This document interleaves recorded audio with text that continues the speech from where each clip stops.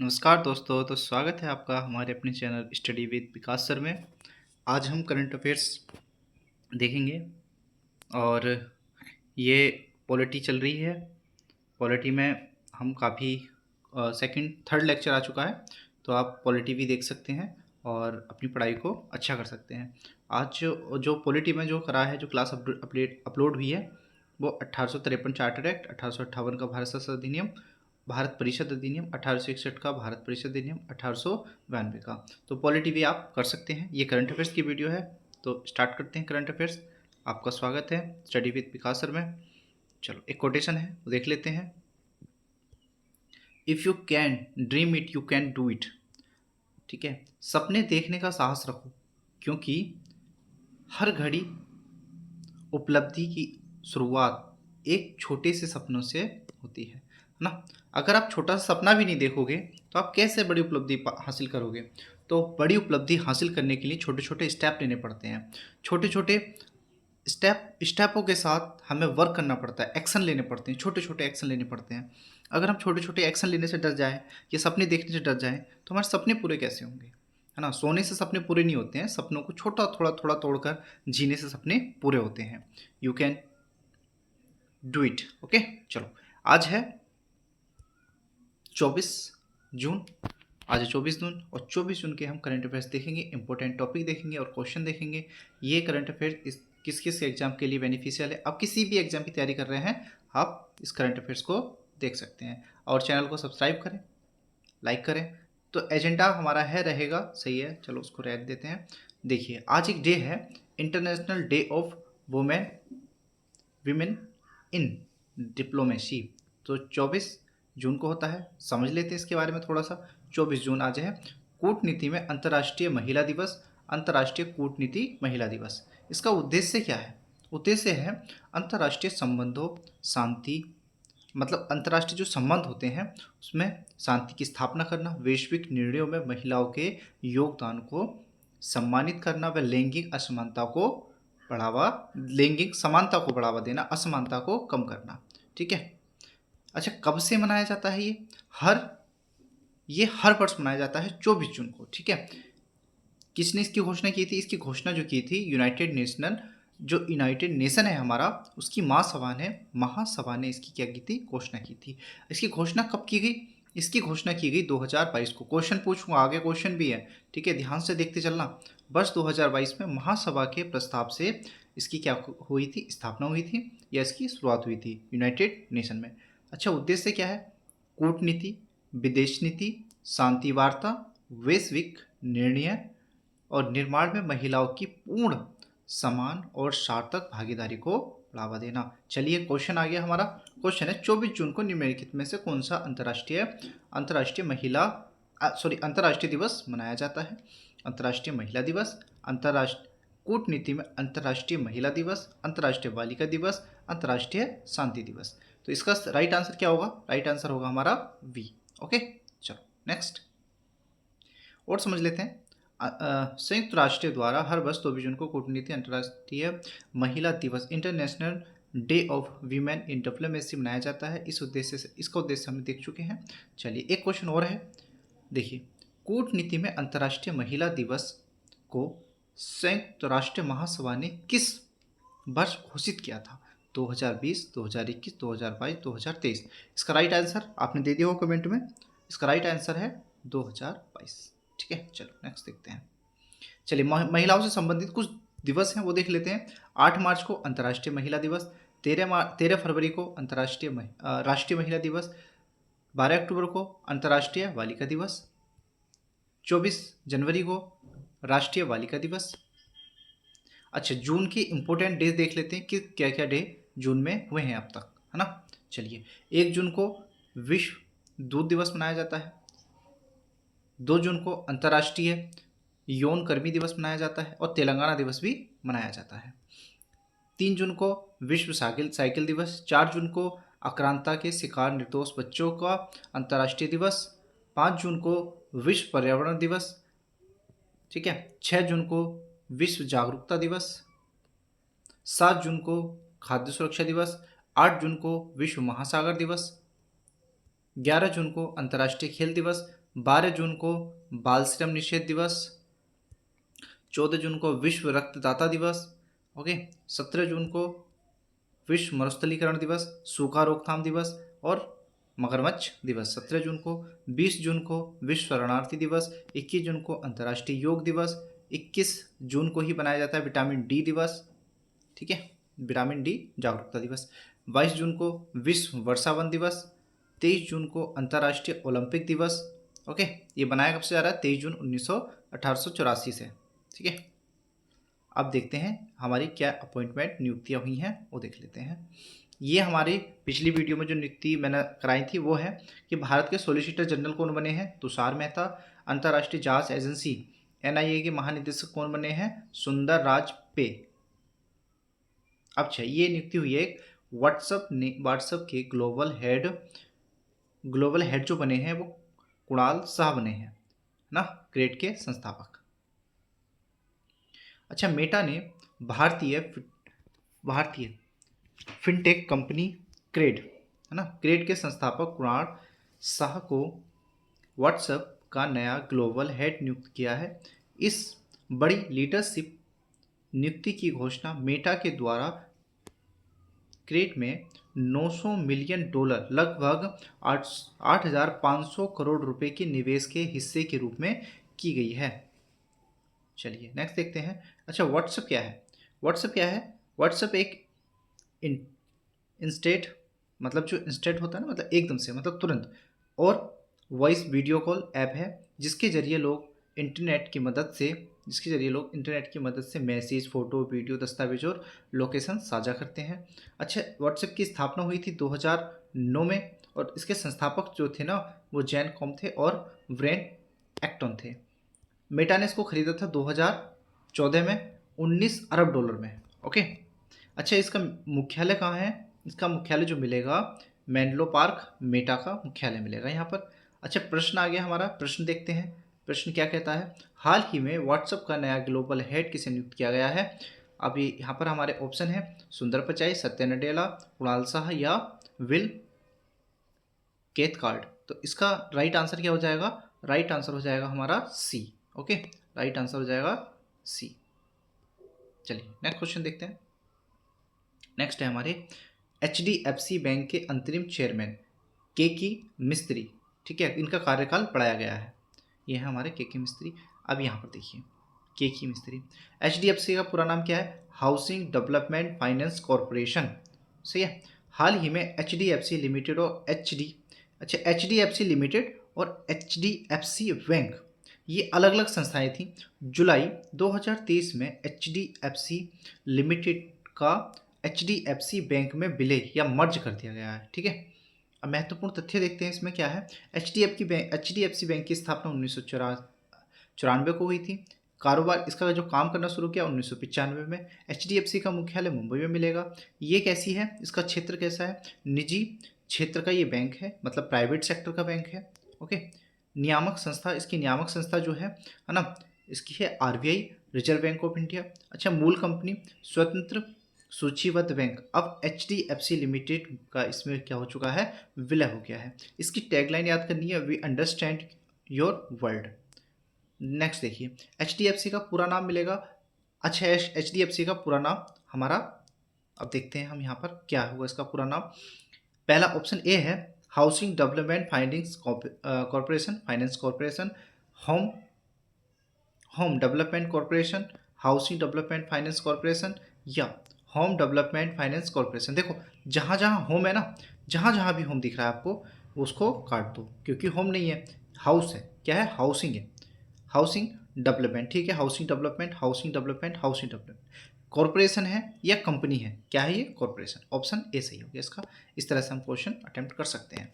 अच्छा, पुरस्कार और सम्मान देख लेते हैं क्या क्या है, किसको क्या मिला है। अच्छा, best male athlete of the year कौन है, नीरज चोपड़ा जी हैं। इनके बारे में थोड़ा सा समझ लेते हैं। नीरज चोपड़ा भारत के स्टार भाला फेंक जेवलिन थ्रो खिलाड़ी हैं। इन्होंने टोक्यो 2020 ओलंपिक में स्वर्ण पदक और पेरिस ओलंपिक 2024, जो पेरिस ओलंपिक हुआ था 2024 में, रजत पदक इन्होंने जीता था। वे वर्ल्ड एथलीट चैंपियनशिप 2023 में स्वर्ण पदक जीतने वाले पहले भारतीय बने।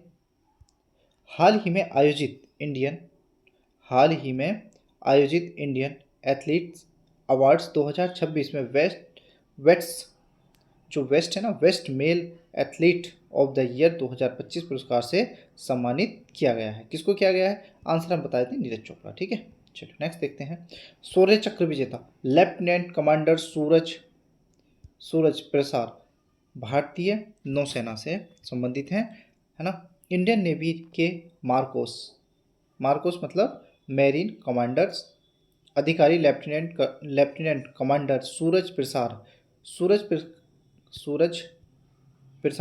को शौर्य चक्र से सम्मानित किया गया। उन्हें 8 जून 2026 को द्रौपदी मुर्मू द्वारा आयोजित डिफेंस ऊपर कर लेते हैं इनवेक्चर सेरेमनी 2026 फेज 1 में यह सम्मान प्रदान किया गया। अच्छा, ये देखते हैं, यहाँ पे इम्पोर्टेंट हो जाता है, ये हमारा इम्पोर्टेंट है। यह सम्मान जम्मू कश्मीर के बांदीपुरा जिले में ऑपरेशन चुंटावाड़ी के दौरान असाधारण वीरता दिखाने के लिए दिया गया है। शौर्य चक्र ये कैसा है? तीसरा सम्मान है, सर्वोच्च सम्मान है, तीसरे नंबर का। अब यहाँ पर सम्मान देख लेते हैं थोड़े से, क्या है? अशोक चक्र अशोक चक्र सर्वोच्च शांतिकालीन वीरता पुरस्कार है। दूसरा है कीर्ति चक्र KC, दूसरा सर्वोच्च सम्मान है। और तीसरा है शौर्य चक्र SC, ये तीसरा सर्वोच्च सम्मान है, शौर्य चक्र। अच्छा, शीतकाल में जो दिए जाते हैं ना, परम महावीर और वीर, ठीक है। और शांति काल में जो दिए जाते हैं अशोक, कीर्ति और शौर्य, युद्ध काल और शांति काल। अच्छा, क्वेश्चन है, हाल ही में शौर्य चक्र से किस भारतीय नौसेना अधिकारी को सम्मानित किया गया है? तो ऑप्शन हमारा ए है lieutenant commander Harshul Bhat, lieutenant commander Suraj Prasad, lieutenant commander Abhimanyu Singh, lieutenant commander Dilan K. तो इसका सही आंसर क्या हो जाएगा? Option B, lieutenant commander Suraj Prasad. चलिए नेक्स्ट टॉपिक देखते हैं। EMBO गोल्ड मेडल 2026 जीव विज्ञान से किस सम्मानित किया गया है? गौतम डे को। ये फोटो देख लो आप, देखिए गौतम डे भारतीय मूल के वैज्ञानिक हैं और वर्तमान में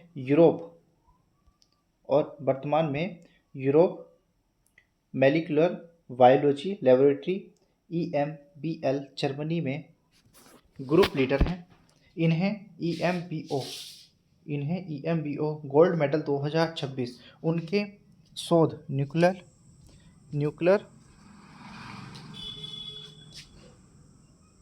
ऑर्गेनाइजेशन और कोशिका विज्ञान सेल डिवीजन की विकासवादी उत्पत्ति पर उत्कृष्ट कार्य के लिए दिया गया है। इस वर्ष यह पुरस्कार संयुक्त रूप से ओमाया डुनी स्विट्जरलैंड को भी प्रदान किया गया है। तो दो लोगों को मिला है, भारत और किसे? दूसरे, एक तो भारतीय मूल के हैं, एक दूसरे कहाँ हैं? स्विट्जरलैंड के हैं। ये पुरस्कार हर वर्ष यूरोपीय मॉलिक्यूलर बायोलॉजी ऑर्गेनाइजेशन द्वारा जीव विज्ञान मतलब लाइफ साइंस में उत्कृष्ट योगदान देने वाले शुरुआती करियर के वैज्ञानिकों को दिया जाता है। पुरस्कार में लगभग 10,000 यूरो की राशि और स्वर्ण पदक शामिल होता है। अच्छा, हाल ही में EMBO गोल्ड मेडल 2026 जीव विज्ञान से किसे सम्मानित किया गया है? तो ऑप्शन है इसमें वेंकटरमन, रामकृष्ण, गौतम डे, अजय भट्ट या तन्मय भरत। तो इसका आंसर क्या हो जाएगा? Option B, Gautam Dey. एक क्वेश्चन और है, EMBO का पूरा नाम क्या है? यूरोपीय मॉलिक्यूलर बायोलॉजी ऑर्गेनाइजेशन, यूरोपीय मेडिकल बायोलॉजी ऑर्गेनाइजेशन, यूरोपीय मॉलिक्यूलर बायो इंजीनियरिंग ऑर्गेनाइजेशन या European medicine and biology organisation. तो इसका सही आंसर क्या हो जाएगा?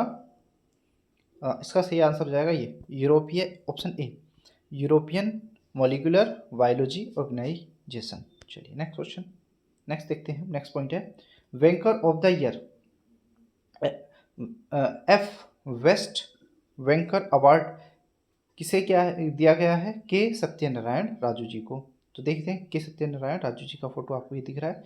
के सत्यनारायण राजू को कैनरा बैंक के पूर्व एमडी एवं सीईओ रहे हैं। उन्हें बैंकर ऑफ द ईयर 2024-25 में सम्मानित किया गया है। द फाइनेंशियल एक्सप्रेस यह सम्मान FE financial express best bankers award 2026 में प्रदान किया गया है।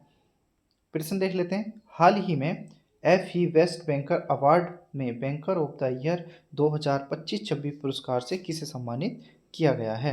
तो इसका आंसर बताएंगे आप। नंबर 1 के सत्यनारायण राजू, अमिताभ चौधरी, सी सत्यदेव बख्शी, डी संजीव बजाज। तो आंसर हो जाएगा ए। ठीक है, के सत्यनारायण राजू।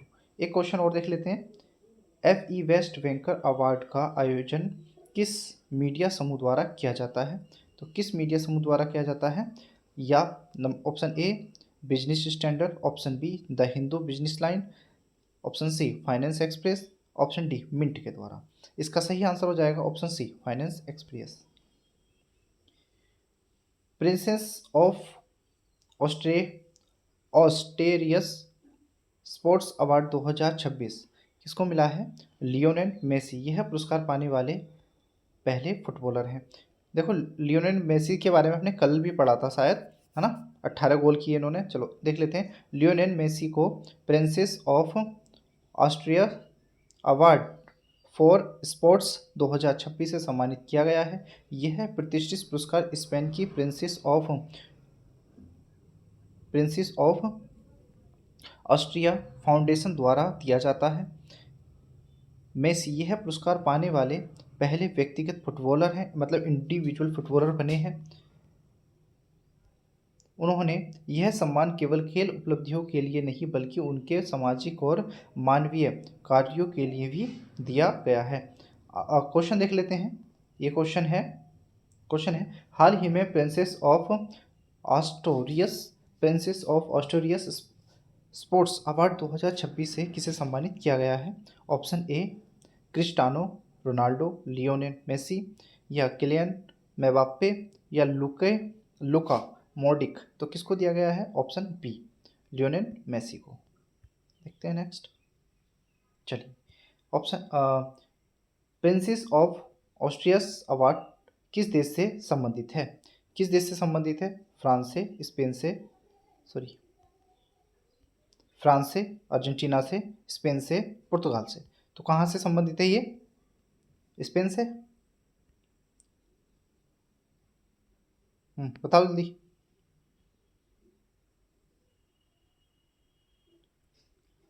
बताओ, हो गया? चलो ठीक है, तो ये कहाँ से है? स्पेन से। चलो नेक्स्ट देखते हैं। संयुक्त राष्ट्रीय military gender advocate of the year किसको मिला है? अभिलाषा बराक। ये देख लीजिए, अभिलाषा बराक जी हैं ये लिखा हुआ भी है। अभिलाषा बराक भारतीय सेना की अधिकारी हैं। उन्हें United nation military gender advocate of the year award 2024 से सम्मानित किया गया है। यह पुरस्कार उन्हें यूनाइटेड नेशन द्वारा शांति अभियानों में लैंगिक समानता और महिलाओं की भागीदारी को बढ़ावा देने के लिए दिया गया है। वे वर्तमान में यूनाइटेड नेशन डेजिग्नेजमेंट ऑफ ओवरेस फोर्स UNDOF के तहत कार्यरत रही हैं। वे यह सम्मान पाने वाली पहली भारतीय सैन्य अधिकारी बनी हैं। क्वेश्चन है हमारा, क्वेश्चन देख लेते हैं। हाल ही में संयुक्त राष्ट्र United nation military gender advocate of the year 2024 पुरस्कार से किसे सम्मानित किया गया है? आपके ऑप्शन है। Option A Abhilasha Barak, option B Mohana Singh, option C Priya Jhingan, option D Shivangi Singh. तो ऑप्शन क्या है? Option A Abhilasha Barak. Next question है अभिलाषा बराक किस सेना से संबंधित है? भारतीय वायुसेना, भारतीय नौसेना, वायुसेना, भारतीय सेना, तटरक्षक बल। तो ये किससे हैं? भारतीय सेना से। नेक्स्ट क्वेश्चन, नेक्स्ट पॉइंट है कि प्रतिष्ठित रूस ग्रैंड मास्टर कप 2026 विजेता सुदर्शन पटनायक को मिला है, जो ये पहले भारतीय हैं। अब इनके बारे में देख लेते हैं। सुदर्शन पटनायक उड़ीसा के प्रसिद्ध रेत सैंड मतलब सैंड जो होता है ना, सैंड कलाकार हैं। वे रूस ग्रैंड सैंड मास्टर कप 2026 जीतने वाले पहले भारतीय बने हैं। यह सम्मान रूस के कलिनिंग्राड रीजन में आयोजित किया जाता है। International festival of sand sculpture के दौरान इनको ये पुरस्कार मिला। उनकी विजेता जो कलाकृति है सैंड स्कल्पचर का विषय जलवायु परिवर्तन, क्लाइमेट चेंज और ग्लोबल वार्मिंग था। इस महोत्सव में 12 देशों के कलाकारों ने भाग लिया और अंतर्राष्ट्रीय जूरी ने उनका चयन किया। क्वेश्चन है, हाल ही में रूस है मतलब रसिया, हाल ही में Russia grand sand master cup 2026 किसने जीता है? तो ऑप्शन है आपके option A Sudarsan Pattnaik, option B Jitish Kallat Anish Kapoor या सुबोध गुप्ता। तो ऑप्शन क्या है? ए सुदर्शन पटनायक। ठीक है, एक क्वेश्चन और है, सुदर्शन पटनायक मतलब किस राज्य से संबंधित हैं? सुदर्शन पटनायक पश्चिम बंगाल से, उड़ीसा, आंध्र प्रदेश या तमिलनाडु। तो इसका आंसर हो जाएगा उड़ीसा से। नेक्स्ट है अंतर्राष्ट्रीय, हम देखेंगे राष्ट्रीय समाचार पत्र मतलब राज्य से संबंधित। देखते हैं, पहला राज्य हमारा गुजरात। अच्छा, गुजरात का ये आपको मैप दिखाई दे रहा है। चलिए यहाँ से देख लेते हैं। आप यहाँ से देखो, गुजरात ये आपको कच्छ वाला रीजन दिखाई दे रहा है। कच्छ वाला रीजन किससे लगता है? पाकिस्तान से। अच्छा, इधर गुजरात है, देखो गुजरात से अरब सागर टच कर रहा है, गुजरात से। अच्छा, यहाँ पर दादर एवं नगर हवेली, ये गुजरात महाराष्ट्र को भी टच कर रहा है, और गुजरात मध्य प्रदेश को टच कर रहा है, गुजरात। ठीक है, मध्य प्रदेश, देखो पाकिस्तान इधर आ जाएगा, मध्य प्रदेश और किसको? महाराष्ट्र को, और अरब सागर से लगा हुआ है। अच्छा, इंडियन मैप में देख लेते हैं गुजरात अच्छे से। ये है गुजरात, राजस्थान। देखो गुजरात ये है, गुजरात मध्य प्रदेश से लग रहा है, नीचे महाराष्ट्र लग रहा है, दादर एवं नगर हवेली आपको दिखाई दे जाएगी, इधर आपको पाकिस्तान दिखाई दे जाएगा, इधर राजस्थान। तो कितने राज्यों से सीमा टच करता है राजस्थान? कितने राज्यों से? 1 2 3 4 राज्यों से। राजस्थान, गुजरात राजस्थान से टच करता है, मध्य प्रदेश टच करता है, महाराष्ट्र टच करता है, और दादर नगर हवेली से टच करता है, और अब अरब सागर में ये पड़ता है, और इसलिए पाकिस्तान से भी इंटरनेशनल बॉडी क्या है? लगाता है। ठीक है, अब देखते हैं गुजरात के बारे में थोड़ा सा समझते हैं जल्दी। देखिए, गुजरात का जो गठन हुआ 1 मई 1960 को हुआ था। पहले गुजरात और महाराष्ट्र ये क्या था? बॉम्बे था, बॉम्बे स्टेट में शामिल थे। गुजरात और महाराष्ट्र मिलकर बॉम्बे बनाते थे। बॉम्बे पुनर्गठन अधिनियम 1960 के तहत दोनों को अलग राज्य बना दिया गया है। अच्छा, प्रमुख नदियाँ गुजरात में, नर्मदा आपको गुजरात में मिलेगी, ताप्ती गुजरात में मिलेगी, साबरमती गुजरात में मिलेगी, माही गुजरात में मिलेगी, बनास गुजरात में मिलेगी। और इसके साथ साथ यहाँ की कुछ पहाड़ियाँ हैं जो आपको पहाड़ियाँ भी दिखाई देंगी। पहाड़ियों में दिखाई देगा, जैसे कि गिरनार की पहाड़ी, जूनागढ़ आपको गुजरात में दिखाई देगी, है ना। उसके बाद एक पहाड़ी है सतपुड़ा हिल डॉकयार्ड, कहाँ दिखाई देगा आपको? है ना, ये है ना, गिर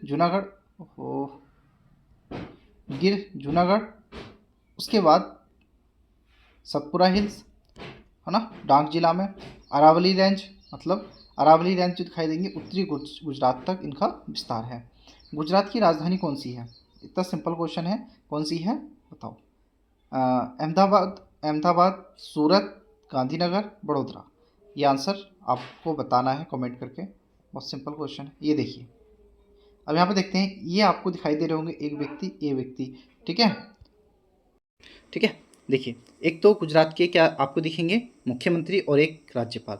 तो ये आपको जो भूपेंद्र पटेल दिखाई दे रहे हैं, ये गुजरात के मुख्यमंत्री कौन है? भूपेंद्र पटेल। और गुजरात के राज्यपाल आपको दिखाई देंगे आचार्य देवव्रत। चलिए, अब देखिए गुजरात के बारे में कुछ न्यूज आ रही हैं, उनको देख लेते हैं। अग्निवीरों को 20% आरक्षण। गुजरात सरकार ने अग्निवीर योजना के तहत सेवा पूरी करने वाले युवाओं को राज्य सरकार के विभागों के क्लास 3 पदों पर सीधी भर्ती में 20% आरक्षण देने की घोषणा की है। इसका उद्देश्य प्रशिक्षित पूर्व अग्निवीरों को सरकारी नौकरियों में अवसर देना है। साथ ही आयु सीमा में भी छूट देने का प्रावधान किया गया है। नेक्स्ट देखते हैं। चलो क्वेश्चन, हाल ही में गुजरात सरकार ने अग्निवीरों को सरकारी विभागों के किस वर्ग के पदों पर सीधी भर्ती में 20% आरक्षण देने की घोषणा की है? ऑप्शन ए 1, 2, 3, 4। तो ऑप्शन सी हो जाएगा क्लास 3 में। देखो, विश्व मतलब पहली विश्व योगासन स्पोर्ट्स चैंपियनशिप 2026 है ना, ये हुआ पहली बार वर्ल्ड योगासन स्पोर्ट्स चैंपियनशिप 2026 का आयोजन अहमदाबाद गुजरात में किया जाएगा। ये किया गया है। योगासन को वैश्विक प्रतिस्पर्धा खेल के रूप में बढ़ावा देना विभिन्न देशों के खिलाड़ियों को एक मंच प्रदान करना है। चलिए इसका देख लेते हैं हम। एक क्वेश्चन देखते हैं। पहली विश्व योगासन स्पोर्ट्स चैंपियनशिप 2026 का आयोजन कहाँ हुआ? दिल्ली, गांधीनगर, अहमदाबाद या फिर सूरत? तो इसका आंसर हो जाएगा सही अहमदाबाद में। पहली विश्व योगासन स्पोर्ट्स चैंपियनशिप 2026 का आयोजन अहमदाबाद गुजरात में किया गया है। अच्छा, भारत का पहला AI सक्षम हापर स्केल डेटा सेंटर किस राज्य में स्थापित किया गया है? तो किस राज्य में स्थापित किया गया? महाराष्ट्र, कर्नाटक, तमिलनाडु, गुजरात। तो आंसर हो जाएगा इसका गुजरात। नेक्स्ट है, हाल ही में गुजरात के किन उत्पादों को GI टैग प्रदान किया गया है? तो गुजरात के किन उत्पादों को GI टैग मिला है? कच्चे खरेख मतलब खजूर और अम्ल साद चीकू। ठीक है, तो ऑप्शन, चलो आंसर इसका यही है ए। नेक्स्ट, बड़ा नहीं करते हैं, छोटा ही रहने देते हैं। चलो, ऑपरेशन डेटला हंट किस राज्य द्वारा शुरू किया गया है? राजस्थान, गुजरात, मध्य प्रदेश, महाराष्ट्र। तो हम गुजरात देख रहे हैं, तो गुजरात के द्वारा ही शुरू किया गया है। अब देखते हैं हमारा नेक्स्ट राज्य है उत्तराखंड। ठीक है, उत्तराखंड का देखते हैं, मैप देख लेते हैं उत्तराखंड का। एक बार सबसे पहला मैप देखते हैं। देखो, उत्तराखंड हिमाचल प्रदेश से बॉर्डर लगा रहा है। ठीक है, हरियाणा से नहीं लगाता है, लेकिन लग रहा है कि लगा रहा है। इधर चाइना से इंटरनेशनल बॉर्डर लगाता है उत्तराखंड। देखो, राज्य से लगाता है हिमाचल प्रदेश से, उत्तर प्रदेश से, और यहाँ पे लगाता है नेपाल से। ठीक है, नेपाल से। तो 2 राज्य, उत्तर प्रदेश और हरियाणा, और 2 इंटरनेशनल बॉर्डर बनाता है नेपाल और चाइना के साथ। ठीक है। अच्छा, जो उत्तराखंड है ना, वो 2 पार्ट में बटा हुआ है। इधर का कुमाऊं है, कुमाऊं रीजन, इधर का गढ़वाल रीजन। देखिए, उत्तराखंड के हमारे धाकड़ धामी इनको बोला जाता है। उत्तराखंड के मुख्यमंत्री जो हैं, उत्तराखंड के जो मुख्यमंत्री जी हैं, उत्तराखंड के मुख्यमंत्री जी पुष्कर सिंह धामी, और उत्तराखंड के राज्यपाल गुरमीत है ना, राज्यपाल लेफ्टिनेंट जनरल गुरमीत सिंह है ना, सेवानिवृत्त हैं अभी। चलिए, उत्तराखंड से संबंधित पहला क्वेश्चन है, उल्लास नव भारत साक्षरता कार्यक्रम के तहत भारत का 6ठा पूर्ण साक्षर राज्य बन गया है। कौन सा? हिमाचल प्रदेश, उत्तराखंड, गुजरात या हरियाणा? तो ये बन गया है ऑप्शन बी। तो 6ठे नंबर पर आ गया हमारा उत्तराखंड। चलो देख लेते हैं थोड़ा सा। Uttarakhand Ullas understanding life long learning for all in society कार्यक्रम के तहत भारत का 6ठा पूर्ण साक्षर राज्य बना। इस कार्यक्रम का उद्देश्य 15 वर्ष से अधिक आयु के गैर साक्षर नागरिकों को बुनियादी शिक्षा प्रदान करना है। उत्तराखंड का राजकीय पक्षी क्या है? हिमालय मोनाल, सारस, हॉर्नबिल या मोर? तो ऑप्शन ए है हिमालय मोनाल। हिमालय मोनाल उत्तराखंड का राजकीय पक्षी है। इसका वैज्ञानिक नाम है लोफोफोरस इम्पीजेसन जेनस। इसे स्थानीय भाषा में दानफे भी कहा जाता है। अच्छा, दुनिया का सबसे बड़ा 5210 किलोग्राम पारद शिवलिंग उत्तराखंड के किस शहर में स्थापित हुआ है? तो ऋषिकेश, देहरादून, हरिद्वार, अल्मोड़ा। तो इसका राइट आंसर हो जाएगा हरिद्वार, ऑप्शन सी। नेक्स्ट है, हरिद्वार में 5210 किलोग्राम का पारद मरकरी शिवलिंग स्थापित किया गया है, जिसे दुनिया का सबसे बड़ा पारद शिवलिंग माना जा रहा है। इससे धार्मिक पर्यटकों को बढ़ावा मिलेगा। हाल ही में किस राज्य के मुख्यमंत्री ने राज्य मदरसा बोर्ड को भंग करने की घोषणा की है? तो ऑप्शन ए उत्तर प्रदेश, असम, उत्तराखंड या मध्य प्रदेश। तो इसका राइट आंसर हो जाएगा उत्तराखंड। उत्तराखंड के मुख्यमंत्री पुष्कर सिंह धामी ने राज्य राज्य मदरसा बोर्ड को भंग करने की घोषणा की है। इसका उद्देश्य शिक्षा व्यवस्था में जागरूकता, एकरूपता और सुधार लाना है। नेक्स्ट हमारा राज्य है तमिलनाडु। देख लेते हैं तमिलनाडु को। तमिलनाडु का मैप देखेंगे सबसे पहले। देखिए तमिलनाडु हमारा कर्नाटक से बॉर्डर शेयर कर रहा है और तमिलनाडु केरल से अपना बॉर्डर शेयर कर रहा है। तो तमिलनाडु 3 राज्यों से अपना बॉर्डर शेयर करता है। सही है। चलो देखो, इधर बंगाल की खाड़ी, बे ऑफ बंगाल, और नीचे आ गया इसका यहाँ पर कौन सा क्या है, यहाँ पर मिलेगा आपको पाक जल संधि, ये आ गया श्रीलंका। चलिए देखिए, उत्तराखंड के मुख्यमंत्री ये हैं, उत्तराखंड के राज्यपाल ये हैं। आप फोटो देख रहे हो, उत्तराखंड के मुख्यमंत्री हैं मुख्यमंत्री सी जोसेफ विजय थलापति जी बोला जाता है इनको, और राज्यपाल हैं यहाँ के राजेंद्र विश्वनाथ अर्लेकर।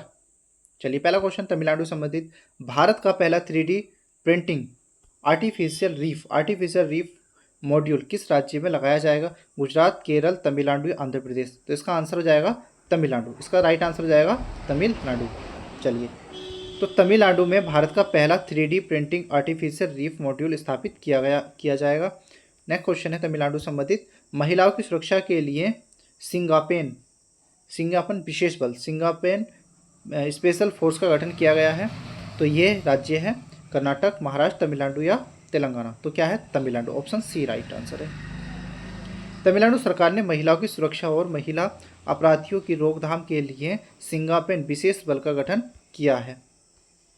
वित्तीय वर्ष 2024-25 में भारत का शीर्ष टेक्सटाइल निर्यातक राज्य कौन सा रहा है? तो ऑप्शन गुजरात, महाराष्ट्र, तमिलनाडु, पंजाब। तो आंसर इसका हो जाएगा तमिलनाडु। चलिए समझ लेते हैं। वित्तीय वर्ष 2024-25 में तमिलनाडु भारत का सबसे बड़ा टेक्सटाइल निर्यातक राज्य बना।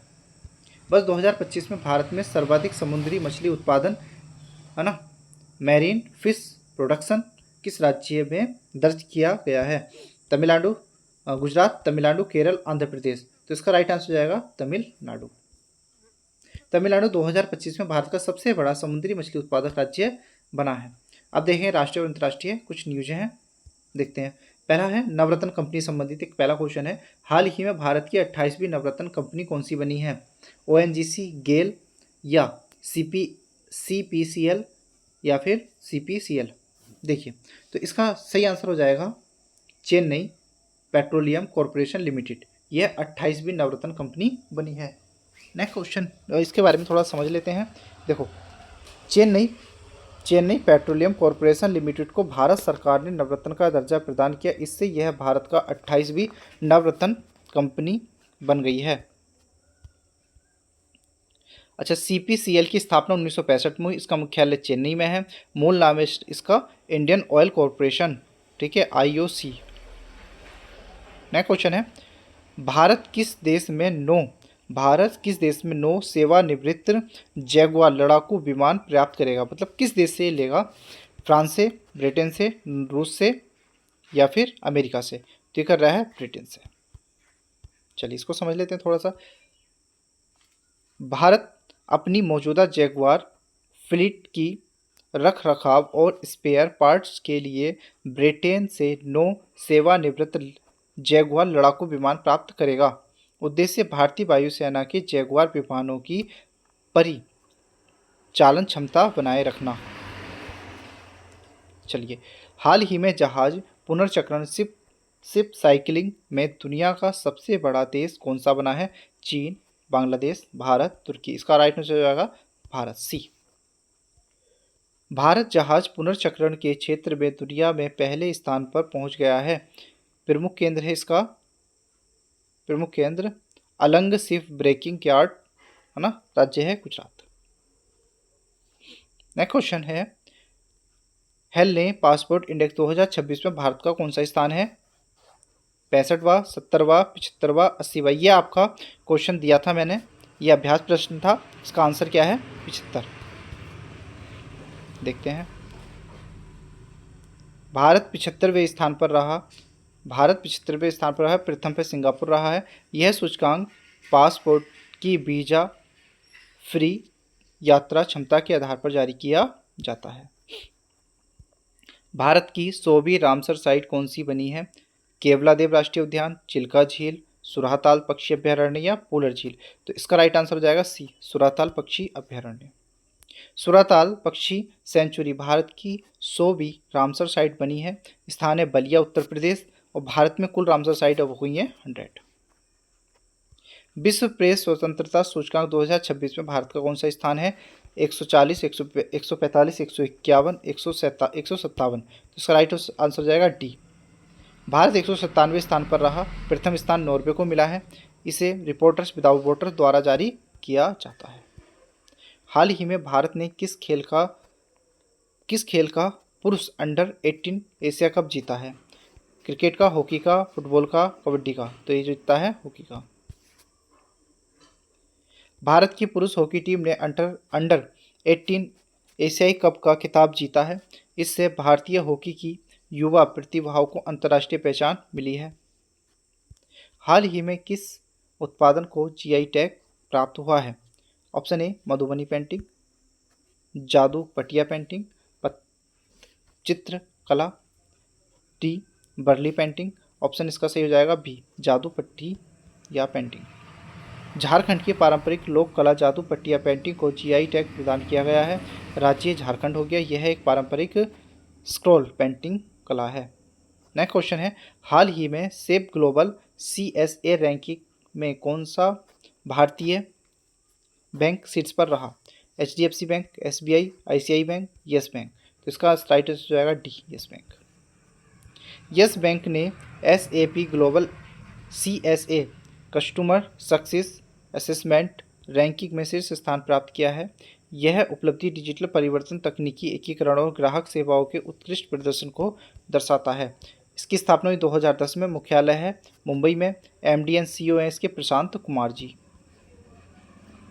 हाल ही में बॉब संवाद POV संवाद नामक बहुभाषी AI प्लेटफॉर्म और फीचर फोन बैंकिंग सेवा किस बैंक ने शुरू की है? State bank of India, bank of Baroda, Canara bank, union bank of India? तो इसका राइट आंसर जो आएगा इसका बैंक ऑफ बड़ौदा। ठीक है, ऑप्शन बी। चलिए समझते हैं इसको क्या है थोड़ा सा। बैंक ऑफ बड़ौदा ने ग्राहकों की सुविधा के लिए बॉब संवाद नामक बहुभाषी AI प्लेटफॉर्म लॉन्च किया है। साथ ही फीचर फोन बैंकिंग सेवा की भी शुरुआत की है, जिससे बिना स्मार्टफोन वाले ग्राहक भी बैंकिंग सेवाओं का लाभ उठा सकें। स्टेटिक देख लेते हैं क्या है। स्थापना 1908 में हुई बैंक ऑफ बड़ौदा की, और इसका मुख्यालय है बड़ोदरा। वर्तमान में MD और CEO इसके देवादत्त चंद। इसका राष्ट्रीयकरण 1969 में हुआ। जैसे इसके अतिरिक्त फैक्ट देख लेते हैं, एक्स्ट्रा फैक्ट देखते हैं। बैंक ऑफ बड़ौदा भारत का एक प्रमुख सार्वजनिक क्षेत्र का बैंक है, मतलब PSU बैंक है। ओके। हाल ही में किस बैंक ने गिफ्ट सिटी में NRI ग्राहकों के लिए USD डेबिट कार्ड लॉन्च किया है? HDFC bank, axis bank, ICICI bank, Punjab national bank? इसका राइट आंसर हो जाएगा सी, ICICI बैंक। ठीक है, चलिए देखते हैं नेक्स्ट, समझते हैं ICICI बैंक के बारे में। ICICI बैंक ने गुजरात के गिफ्ट सिटी में NRI ग्राहकों के लिए USD अमेरिकी डॉलर आधारित डेबिट कार्ड लॉन्च किया है। यह कार्ड विदेशी मुद्रा में लेन देन को आसान बनाता है और मुद्रा परिवर्तन, करेंसी कन्वर्जेशन की लागत को कम करने में मदद करता है। ICICI बैंक की स्थापना 1994 में हुई। ICICI बैंक का मुख्यालय मुंबई में है। MD और CEO इसके संदीप बख्शी हैं। इसकी टैगलाइन है, हम हैं ना ख्याल आपका। Gift Gujarat international finance tech city, और इसकी स्थापना गांधीनगर, गुजरात। आज का अभ्यास प्रश्न ये कल का क्वेश्चन है जो आपसे पूछा था मैंने। किस देश के प्राथमिक विद्यालयों में जनरेटिव AI उपकरणों के उपयोग को लगभग पूरी तरह से प्रतिबंध कर दिया गया, बच्चों के लिए प्रतिबंध कर दिया गया? इसका राइट आंसर था नॉर्वे। इसका आंसर आपको कल देना है। ऑप्शन क्वेश्चन है, सुदर्शन पटनायक किस राज्य से संबंधित हैं? पश्चिम बंगाल, उड़ीसा, आंध्र प्रदेश या तमिलनाडु? Thank you. एंड इतना सपोर्ट करने के लिए, यहाँ तक आप आए हो तो लाइक शेयर कमेंट जरूर कर देना। धन्यवाद। मिलते हैं नेक्स्ट करंट अफेयर्स में 25 जून के। नमस्कार।